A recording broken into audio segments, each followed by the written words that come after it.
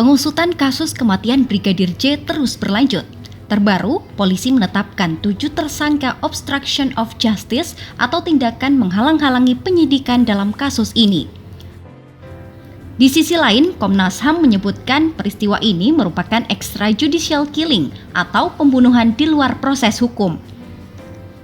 Lantas, apa sebenarnya yang dimaksud dengan obstruction of justice dan apa pula yang dimaksud dari extrajudicial killing?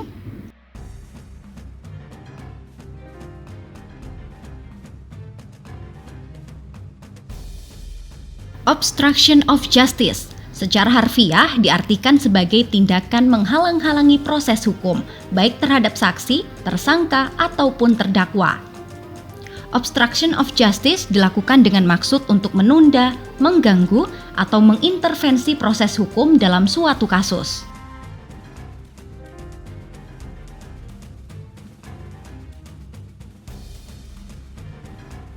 Oleh karenanya, obstruction of justice masuk dalam kategori tindak pidana. Perihal obstruction of justice telah diatur dalam pasal 221 Kitab Undang-Undang Hukum Pidana KUHP dan pasal 21 Undang-Undang Nomor 31 Tahun 1999 tentang pemberantasan tindak pidana korupsi atau Tipikor.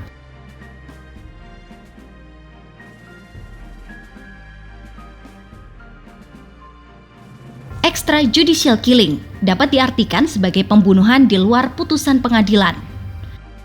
Tindakan ini dilarang keras oleh hukum HAM internasional maupun peraturan perundang-undangan nasional. Larangan tersebut dimuat di dalam Deklarasi Universal Hak-Hak Asasi Manusia, juga International Covenant on Civil and Political Rights, ICCPR, Konvenan Internasional tentang Hak-Hak Sipil dan Politik, yang telah diratifikasi melalui Undang-Undang Nomor 12 Tahun 2005. Extrajudicial killing merupakan pelanggaran hak hidup seseorang, padahal hak hidup setiap orang dijamin oleh Konstitusi atau Undang-Undang Dasar 1945. Hak hidup merupakan hak asasi yang tidak dapat dikurangi apapun keadaannya. Dalam kasus kematian Brigadir J, polisi menduga Verdi Sambo merupakan otak dari pembunuhan berencana. Terbaru, polisi menetapkan 7 tersangka kasus obstruction of justice kematian Brigadir J. Seluruhnya diduga menghalang-halangi penyidikan terhadap kasus kematian Yosua.